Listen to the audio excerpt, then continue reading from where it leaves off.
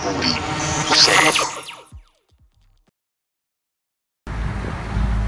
Γενική Κλινική Δωδεκανήσου ανακοινώνει σήμερα την συνεργασία της με την παγκοσμιοφήμης εταιρεία Mondial με την προσθήκη στο στόλο της ενός ασθενοφόρου μονάδα.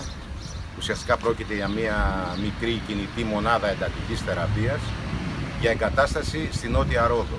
Ικανοποιούμε έτσι ένα πάγιο αίτημα πολλών ετών ξενοδόχων της περιοχής, συνεργαζόμενων ιατρών αλλά και της περιφέρειας Νοτίου Αιγαίου και του Δήμου Ρόδου, διότι η συγκεκριμένη περιοχή εστερεί του ασθενοφόρου και δεν μπορούσαν να αντιμετωπιστούν με την ανάλογη άμεση επέμβαση όλα τα σοβαρά περιστατικά. Η μονάδα θα εγκατασταθεί από αύριο και θα είναι λειτουργική στη Νότια Ρόδο και θα είναι στη διάθεση όλων των ενδιαφερομένων. Υπάρχει συντονιστής ιατρός στην περιοχή, ο οποίος θα ρυθμίζει τα περιστατικά τα οποία χρήζουν άμεσης επέμβασης και μεταφοράς τους στην κλινική για την περαιτέρω θεραπεία τους.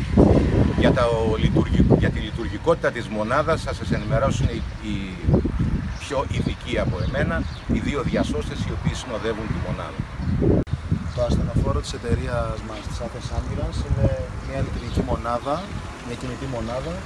Διαθέτει αυτόματο αναπνευστήρα, monitor απεινιδωτή. Έχουμε σύστημα τηλεϊατρικής μέσα, το οποίο ανά πάσα στιγμή μπορούμε να στείλουμε τις ενδείξεις σε καρδιολόγο για να μας δώσει άμεσες εντολές για τις ενέργειές μας. Είναι πλήρης στα οξυγόνα και στα φάρμακα τα οποία πρέπει να διαθέτει μια κινητή μονάδα βάσει νόμου. Στελεχώνεται από διασώστες μόνο και μπορεί να αντιμετωπίσει ένα ευρύ φάσμα επιγόντων περιστατικών. Δουλεύουμε πάρα πολλά χρόνια σε αυτό το κομμάτι και είμαστε έτοιμοι να το αντιμετωπίσουμε και εδώ. Η Athens Ambulance είναι μια διεθνής εταιρεία η οποία δραστηριοποιείται σε όλη την Ελλάδα και σε όλη την Ευρώπη με ευρωπαϊκές προδιαγραφές.